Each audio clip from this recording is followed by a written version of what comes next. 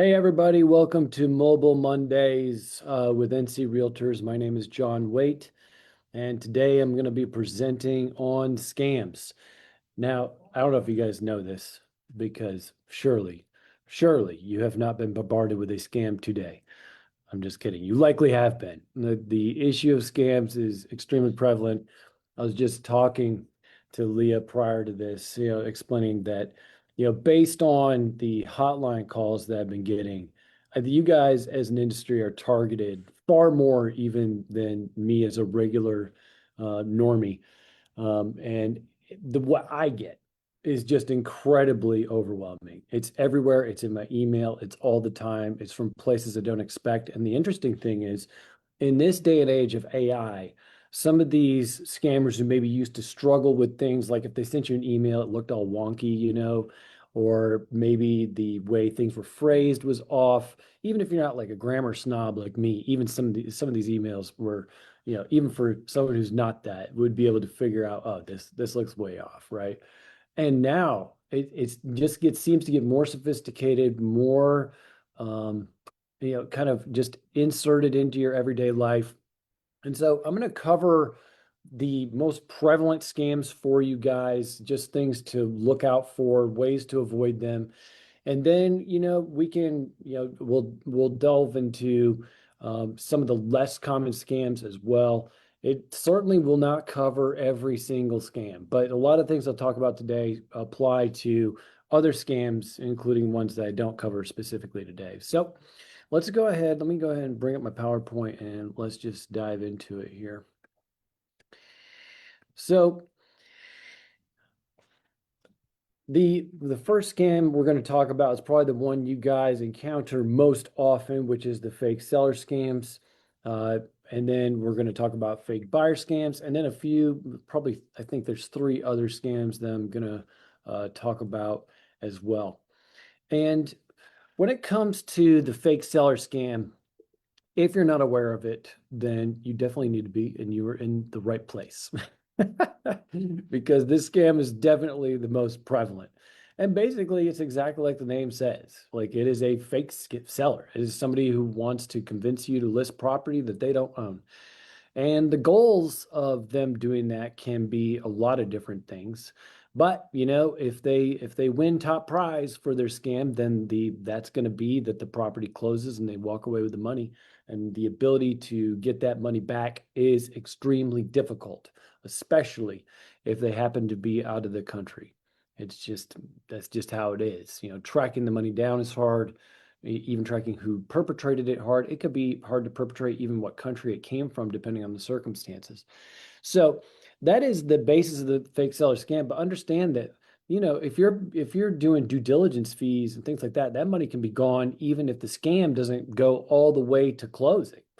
And so it's one of those things you really want to be aware of, just because of that. So let's talk about the sort of the different things that go along with this. And by the way, just as a general proposition, before I even get into the details of the fake seller scam, before we even go there, let's have a little come to Jesus about our collective attitudes, shall we? Because one of the things that I think some people think, and surely I wouldn't be bringing this up unless I had thought this at one point in time. So, definitely you're in a no judgment zone here. But if you're someone today where if you're listening to this and you're like, there's no way, like I am smarter than that. I'm not going to get taken by these scammers, blah, blah, blah. If you think that you are somehow immune or too smart to be taken advantage of, let me just tell you that you would be wise to perhaps reflect on that particular belief. And the reason I say that is because at any given time, all of us can be managing 1,000 different projects, okay? And nobody is immune when your brain is that scattered.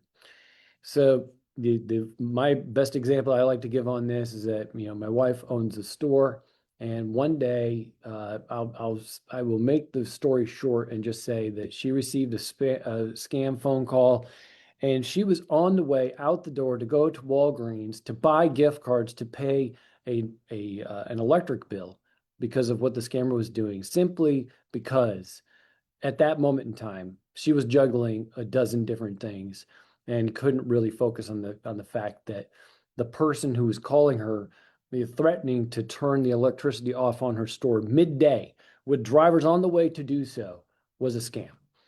And I'll add to that story this, that before I was an attorney, I was living in a property and I was helping the landlord manage it. And I almost got taken advantage of by a scam from a potential renter.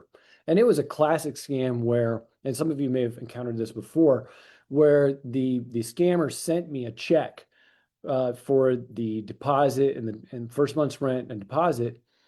Mind you, I did all this and didn't know I probably needed to be licensed to be doing all this. So please, grant me a little bit of grace. I know now I wouldn't do this again. I didn't know at the time. I was just trying to help the landlord out, who's my friend who owned the property. And also I got a discount on my rent. But anyway, all that is to say, I wouldn't do it again. But, in this story, this potential renter sent me the check and everything, and then immediately started blowing up my phone with emergencies. And the funniest part of this story was actually that as part of this emergency, this renter said they lived in England. And so when he called me with the emergency he came up with, and maybe he thought this would resonate, with a U.S. citizen, probably most U.S. citizens, because of the way our healthcare system works. I don't know. But anyway, his emergency was that his brother or sister had a car crash, and that they had to be airlifted to the hospital, and the hospital was demanding money. And I was just like, y'all have universal health care. What are you even talking about? Like, in the US, we would charge for something like that, but even then, those bills don't come for months. So what are you even talking about? Anyway, he really irritated me with how much he was blowing my phone. And so I just slow rolled. I didn't know what was going on. He just annoyed me. So I was like slow rolling, my response to his request. And I slow rolled it enough where the check bounced. And so fortunately, the landlord didn't incur any more than just a return check fee in that instance. But honestly, I didn't know it was I didn't understand it was a scam until the check bounced. And it was only then that I connected the dots. But that moment in time, I was actually in the middle of selling all my worldly possessions to go hike the Appalachian Trail. Yeah, no, my brain was scattered. I was not in a frame of mind to be paying attention.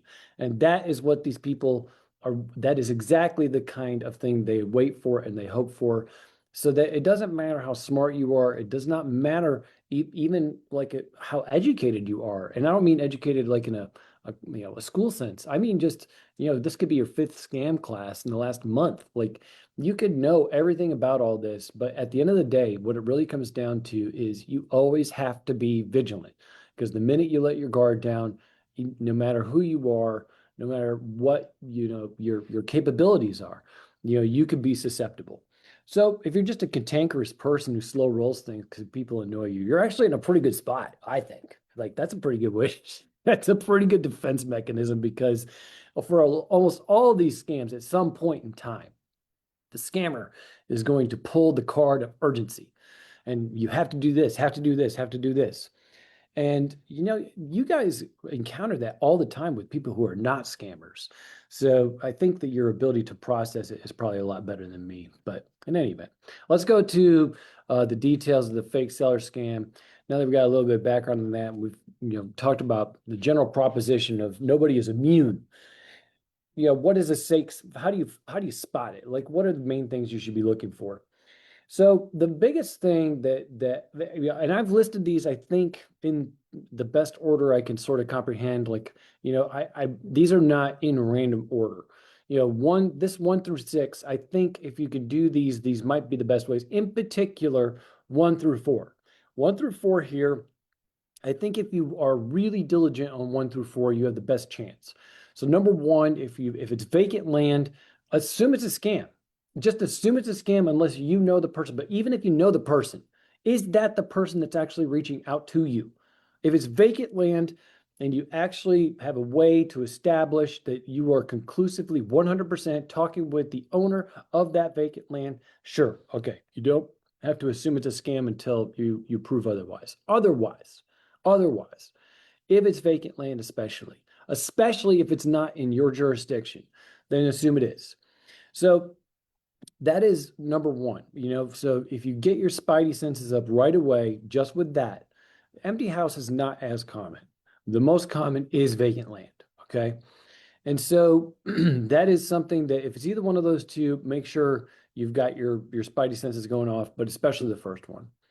Now, number two, if the seller will not meet in person or at least on a live video. If they're not willing to do that, forget it.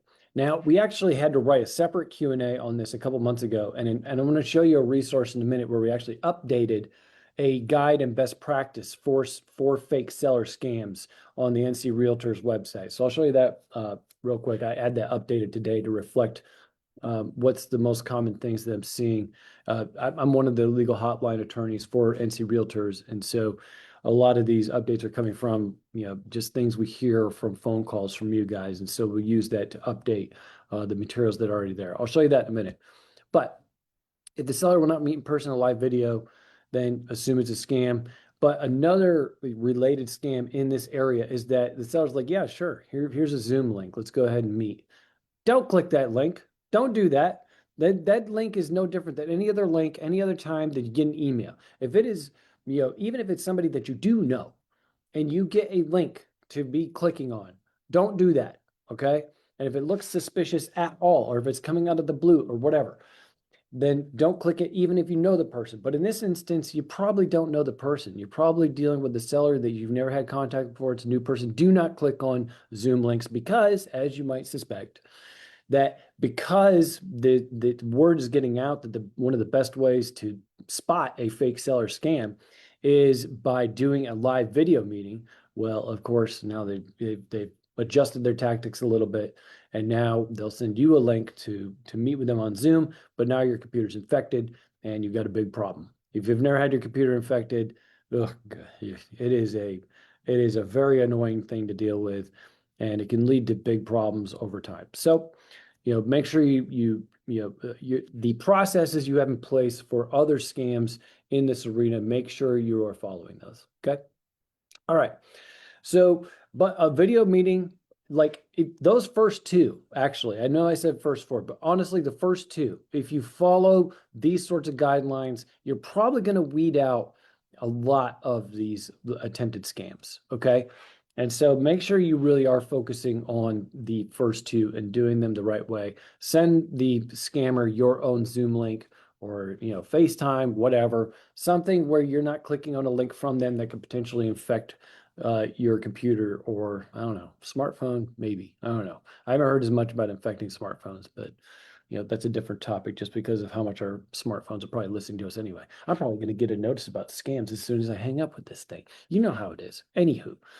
Number three, if they insist that you only use their Zoom link, no, move on. And here's the other thing too, it's a related hotline question, but sometimes I get this question of, I know it's probably a scammer. An agent's calling me saying, hey, I know I've probably discovered a scammer. How do I get rid of them? They usually, the listing agreement's already been signed and stuff like that. And I'm just like, don't waste any more time on these people. These people have already wasted so much of your time.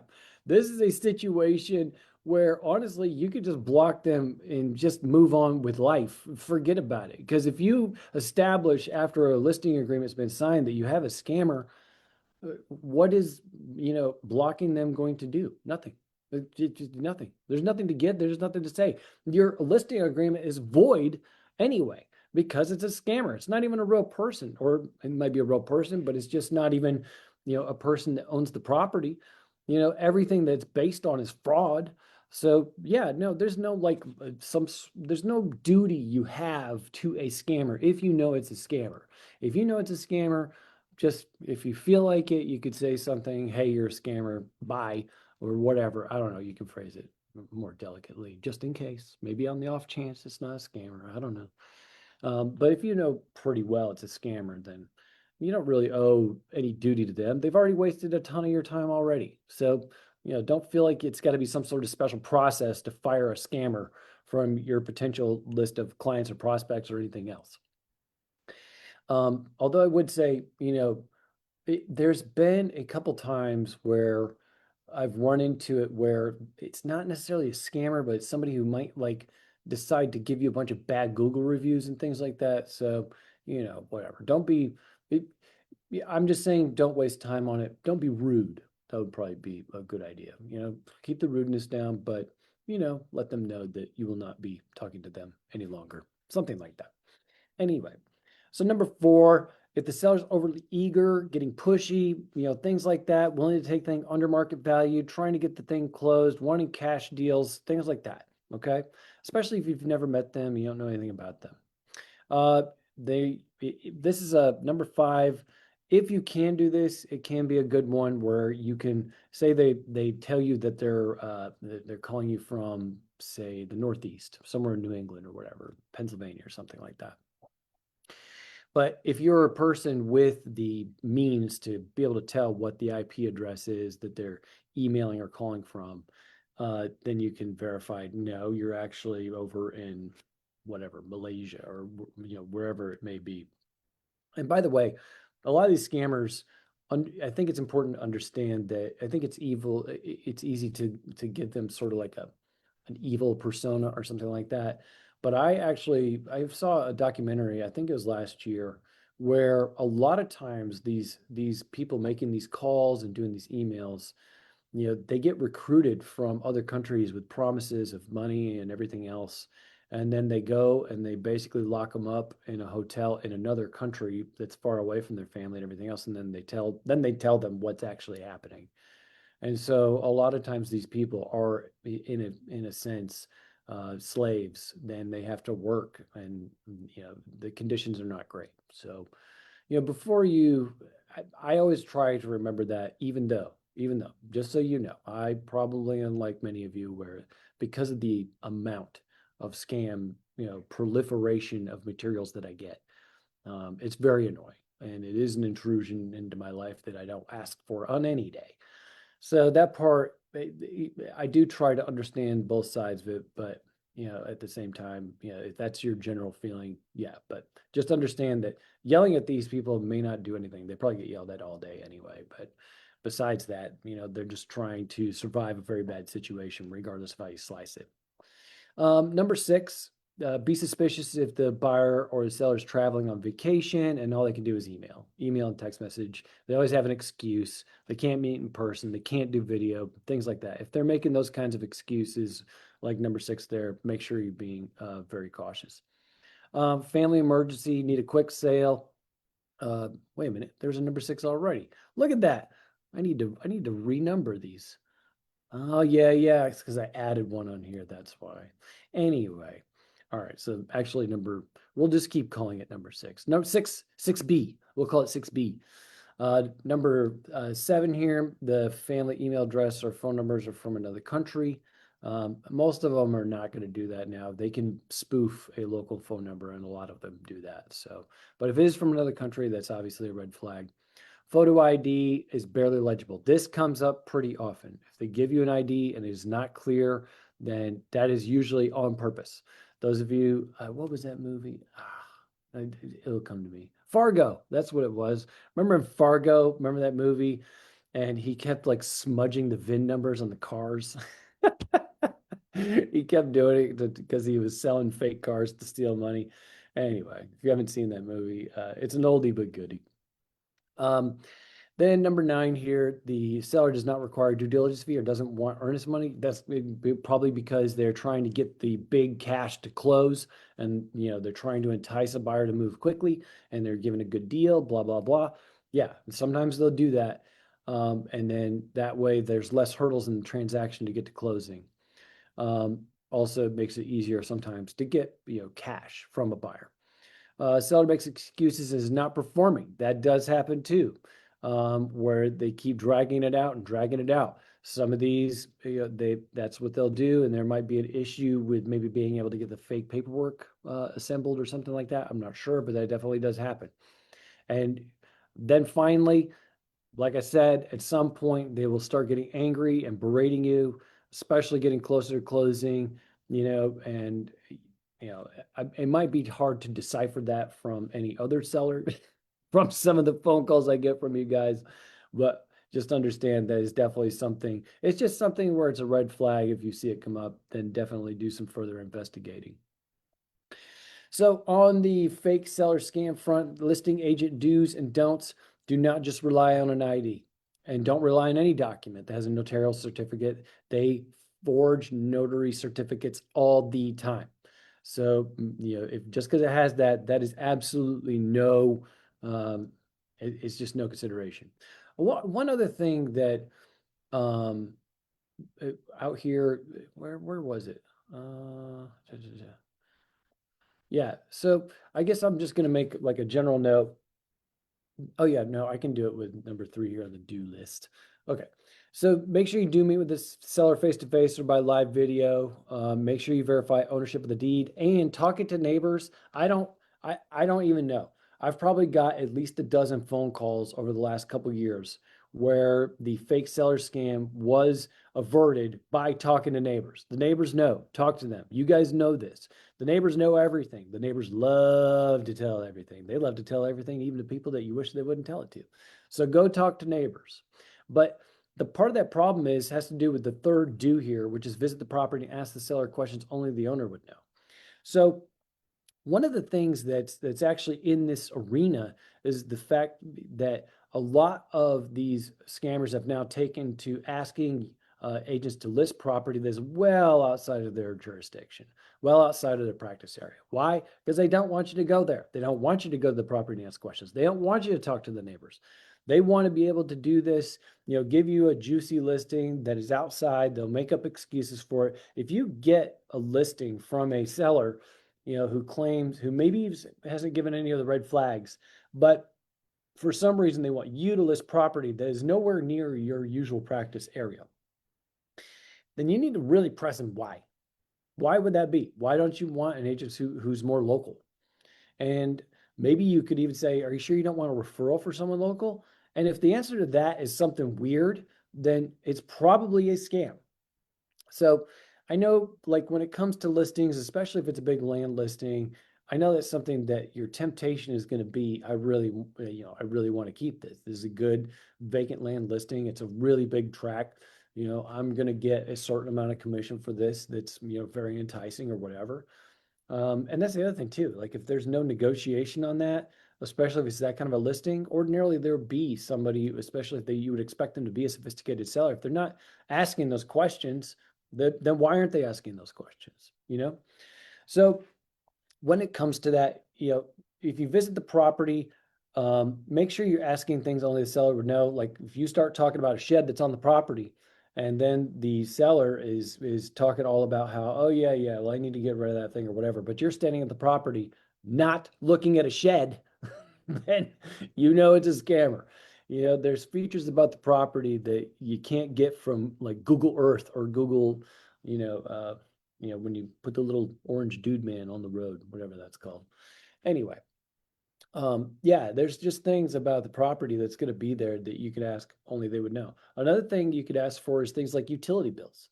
If there's utilities at the property, you could ask for, things that only the seller would have, like plats or whatever, like, unrecorded plats anyway. So I don't know. There's a lot of ways you can do that, but the biggest thing is if you cannot visit the property, it's just such a major red flag that you need to really, really do a lot of digging. And I would also say you really need to think about if you're a BIC, then you really need to think about whether your firm needs a policy, whether agents are even going to take these kinds of listings in the first place. So make sure that on that end, you're doing what you need to do to protect your firm and to, make sure that your agents are asking the right questions, even if you're not being involved right away, at the beginning of the transaction. Contact FBI or local law enforcement. They keep a database, so you can do that. It's one of those things where the chances of, getting the money back are very slim with these transactions. So contacting that is usually kind of a post-mortem, especially if it closes. But if it hasn't closed yet, you can let them know. It might be something they could help out on. You may be in a local board, or your local board may have some other tools make sure that those local tools that you're updating them. I don't want to talk too much about that now because it's not like widespread yet, but just talk to your local association, see if they have some tools other than forewarned. There's other tools other than forewarned your local board may have. So it's something to talk to them about. I do want to take a minute when it comes to the fallout on this, if it closes. These fake seller scams, if they close, I've never had a case that I've been involved with or talked to anyone about where the closing attorney's first reaction is, "Oh, well, sorry, my bad, bro, my bad. I take full responsibility."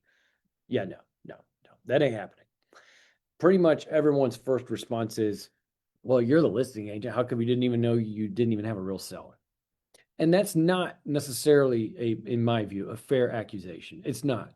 When it comes to these transactions, almost everybody probably deserves some kind of blame, except depending on the circumstances, the buyer agent, but we're going to talk about buyer agents in just a second. They don't get a free pass. Okay. But at the same time, if you're looking at sort of the general percentages of where blame can be cast, then listing agent almost gets blamed the most, I think. And then closing attorney probably second, depending on the circumstances, depending on the transaction. So just know that when it comes to these listing agent do's and don'ts, these are extremely, extremely important. Yeah, and then finally, social media that can help. Same thing, talking with neighbors. I mean, neighbors are again a really good way. All right, when it comes to buyer agents, so if you're a buyer agent in one of these vacant land transactions, how do you know that it's not a scam? Well, first of all, don't take the listing agent's word for it. And I'll be honest, I get too many phone calls on the hotline from buyer agents where the buyer agent is doing what they should do and asking the listing agent difficult questions about whether they really have a real seller or not, and the listing agent gets mad. Don't do that. Don't do that. Don't do that if you're the listing agent and you're the buyer agent. That should be a red flag. We're not asking for, the identity of the seller or something like that necessarily. The question is, what have you done as the listing agent to make sure that your seller is a real person and it's not an insult? Because here's the thing, even though I've been talking about this now pretty regularly for at least a year and a half, every single place I go and speak, between a dozen and 2 dozen times a year. And pretty much every place I go, I'll be talking about scams. I could be talking about something completely unrelated. I could be on an antitrust speech. I will somewhere fit in scams. That is how that's how important of a topic this is. Okay. So if you're a buyer agent and you're asking those questions, you're getting pushback from a closing attorney and listing agent, that is time to panic, in my view. They should be a lot more open about, here's what we've done to verify everything. We feel good. And then it's like, okay, well, just so these are things that I need to be doing to make sure I look out for my buyer. Because if the buyer's money all gets taken at closing and it disappears, then it's very unlikely anyway that a litigation attorney on behalf of the buyer to get their money back is just going to be like, we'll just pick one or two people to go after. No. They're going to go after everybody. So the buyer agent has exposure here, even though, like I said, I think that they're, in a legal sense, unless they've actually done something negligent, I think that usually in most cases their liability there is a little bit less of a chance of being found liable. But for naming you as a defendant in a lawsuit, all they really need is just some kind of evidence that you didn't do your job, and that's it. So and that's all it really takes to get wrapped into one. And you don't want to do that. You don't want to risk that. In any event, also don't assume that the lawyer knows what they're doing. Definitely don't do that. Okay, definitely don't.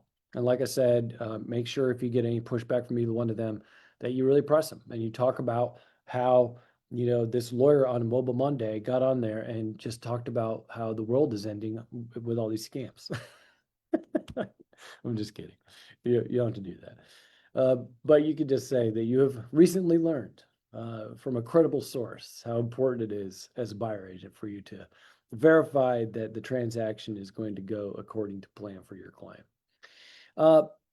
Make sure that these things that are over, like on this slide here, yeah, like these are not things that these are just things where you could ask the listing agent, you could send them an email in writing and say, hey, have you done these things? And if the listing agent doesn't, they can just say yes, no, whatever. And if the answer to any of these is no, well, then yeah, no, dig further. But notice that none of these really, ask who's your seller. I want to do my own background check on your seller and their name. That's not what these questions are. So for me personally, I just think they're fair game. And I think listing agents should be able to answer those. And I think listing agents and the closing attorney should be able to answer a lot of those same questions. And if they can't, then what's the lawyer doing? Because at the end of the day, nothing really happens without the lawyer. Now, granted, closing attorneys, especially high volume practice, maybe their ability to really, sniff these things out with 100% accuracy is not that great. But my understanding is most of the time, the closing attorney is not taking as close of this a look at this in every case as maybe they should. So it's just something that I think that you need to be aware of. Obviously, not all closing attorneys are the same. Some offices, do a very thorough job on it. So I'm not throwing stones, but there are other offices, especially other offices that are more old school, where yeah, they may not be doing that kind of check. So just understand something to look at and something to ask about is how I would phrase it. And then recommend your client seek further guidance from a lawyer if you suspect a scam. You as the buyer agent, you don't have to take on all the responsibility here. If you suspect it's a scam, tell your client to go get a lawyer. That is not something you necessarily have to litigate. If nobody believes you, you don't have to go around, yelling about this into the void. If they're only going to take a lawyer seriously, then it's better to recommend your client spend some money on a lawyer than for them to lose all that money.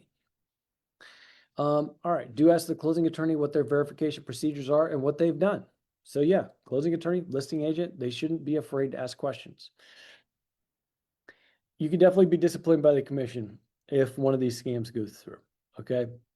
However, understand that your discipline from the commission is probably not going to match how bad the lawsuit is, especially if you're the listing agent. If one of these closes. And I'll just give you one example that I know about is that, there's a case that I'm aware of where the discipline from the commission, yeah, they got discipline from the commission, the listing agent did.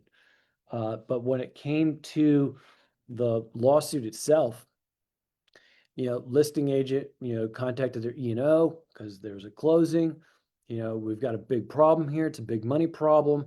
And the E&O didn't even want to cover it. And then ended up, having to decide whether to sue the E&O or not. So you have to understand that, these cases, the closing attorney, they're probably going to get sued as well in a lot of these cases if a lawsuit gets filed. They also have malpractice insurance, and that malpractice insurance very likely probably doesn't want to cover the lawyer either. So now you have two insurance companies who don't really want to cover, and some E&Os actually exclude this from coverage. So if you're not sure on that, make sure you double check it and make sure where you're at, or if you need certain policies or procedures in place to get coverage, do that. But in any event, just know that these cases get very, very messy and can, result in lawsuits, not just when it comes to the agents or the closing attorney involved in the transaction, but it also involves some of the insurance carriers. So, and obviously that is a big, big mess.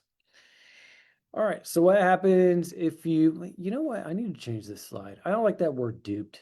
That seems to imply like, that you could have done something different. That's not the case. I apologize for that word. That wasn't my intent there. And anyway, if you do get scammed, let's say that. What happens if you get scammed anyway?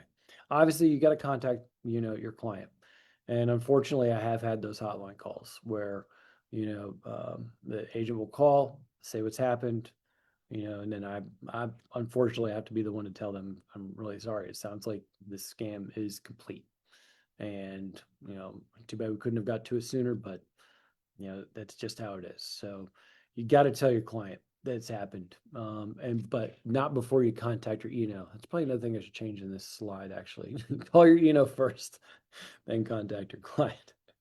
You can report it to the FBI. IC3.gov is where you can do that, and then local law enforcement, as we've discussed. All right. So that's, as far as fake seller scams, that is really the main nuts and bolts of it. Hopefully that gives you the tools you need to avoid those. I would love a day where I don't get any more phone calls about agents getting scammed on it. They're sad calls. I don't like them. And honestly, I feel for all parties involved whenever I get those calls, because again, you guys didn't ask for it. And for some agents, it's not for lack of trying. Like, they actually do a lot of the things that I'm talking about. It's still not enough. The sophistication of these scammers can be very, very good. So anyway, just be aware of that. But let's move on to fake buyer scams, because these are also not the same thing that I talked about at the beginning. You're not immune to these. And I know people personally who've been taken advantage of on these. And again, it's not because you did something wrong if you're a victim of one of these scams. They are just very, very good at what they do. So the pig butchering scam, this has been around a long time. You've seen this in movies. It's a confidence man scheme, right? They get in there and they talk about how they've made all this money doing this and that, or they accidentally reveal they have too much money, or however they do it. Somehow, some way, they make it seem like they just, found the get rich easy, train. And if you want to jump on it, you can jump on it. And they tell you all about how you can jump on it. Well, a lot of times, you'll jump on it with them if you fall victim of one of these scams, and they'll actually give you a return on your initial investment. That's a lot of times how they will entice you to make a much bigger investment.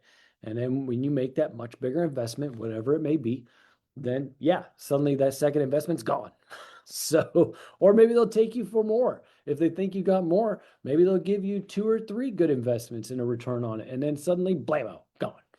So just know that this scam's been around a long time, and in its current iteration, a lot of times it's on WhatsApp. It'll be random messages, or you'll have a buyer client. You've actually signed up with a buyer agency agreement, and then they'll start talking about this stuff.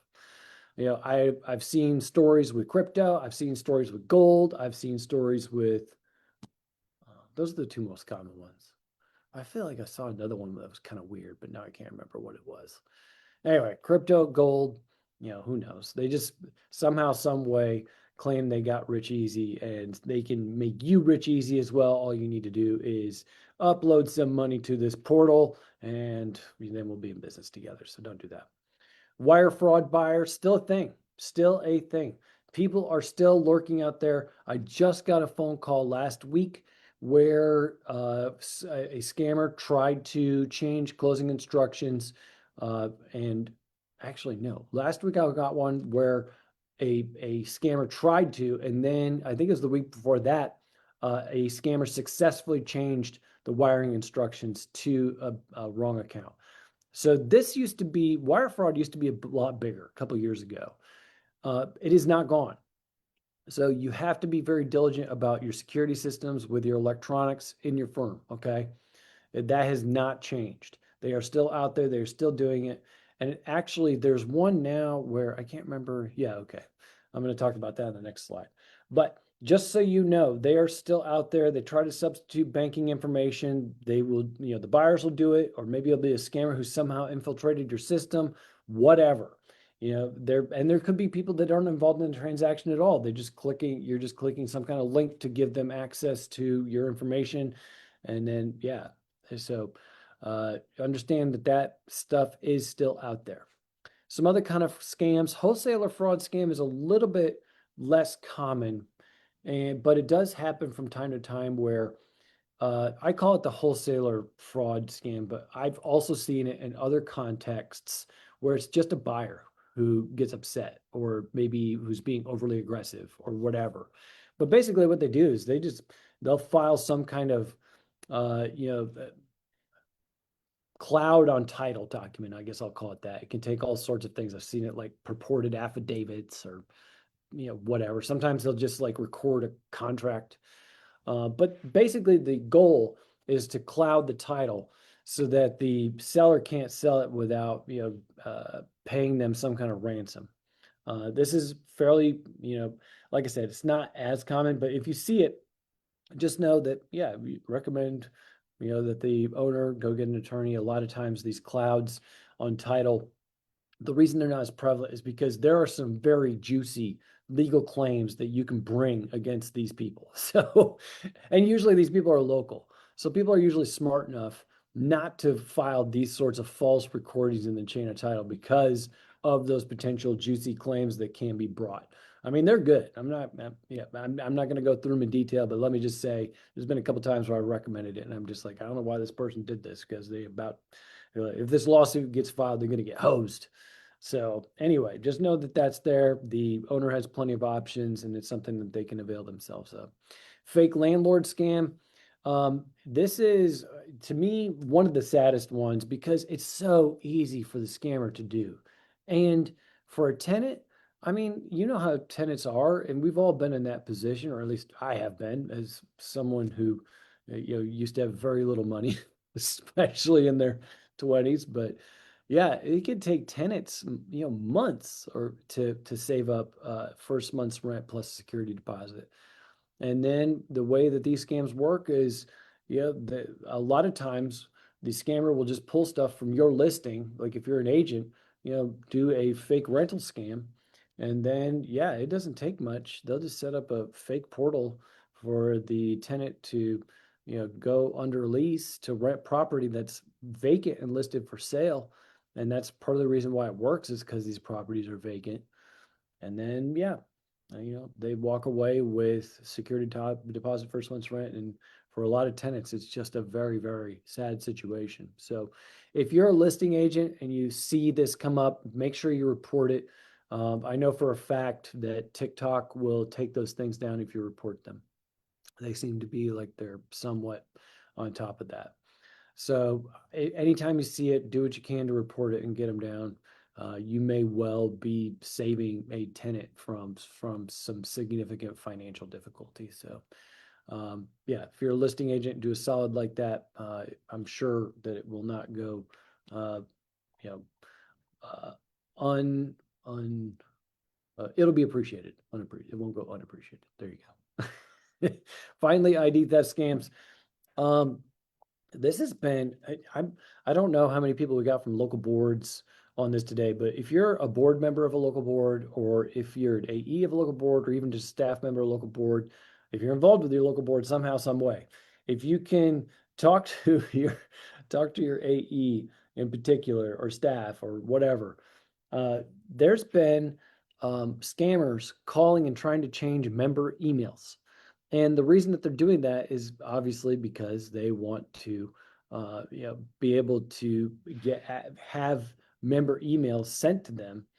And yeah, it's causing all sorts of havoc. So make sure that if you are a local board, you got to have uh, some kind of system where you are going to verify with someone, probably by call. I mean, the easiest one would be similar to the wire fraud warning that is in the agency agreements for NC Realtors, as well as the contracts for NC Realtors. And that's this: like, if you're going to prevent wire fraud, the easiest way to do that, by the way, if you're an agent, then don't ever, like, if your client asks you a question about changes in wiring instructions, don't just say that looks good. Don't ever say that if you're the agent. Say instead, contact the closing attorney directly. Call them, or call whoever it is. If it's a seller, like a buyer making a payment to a seller for a due diligence fee on a wire, call the seller directly. Don't talk to me. I'm just an agent. I don't get involved in that kind of thing. Okay. That's a side note. But if you're a local board and you're getting a phone call from someone to change an email address, just say, yeah, let me check on that. And then hang up, call the agent directly on the number you have on file and see if they even called you. So before you change an email, make sure you're doing something like that to verify that you're even getting the request from the member. All right. This is the NC Realtors legal hotline. This phone number here is the direct line to the hotline. Do not, give this number to your, don't give it to your clients. The hotline is not for clients. It is only a member service. But, if you're a realtor, you can call the hotline. You can email the hotline. We'll be happy to help you. We usually get to people same day.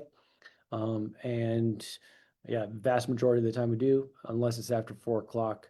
usually because a lot of people running up to the 4 o'clock hour will, there's usually a deluge. It usually takes at least an hour and a half to get through that deluge. So that's why we have to say, all right, when it comes to 4 o'clock, you probably get a call back next day, next business day. But yeah, so that's all I have for you on scams. Hopefully this was helpful, and really appreciate you guys tuning in today. Hope you have a great rest of your day.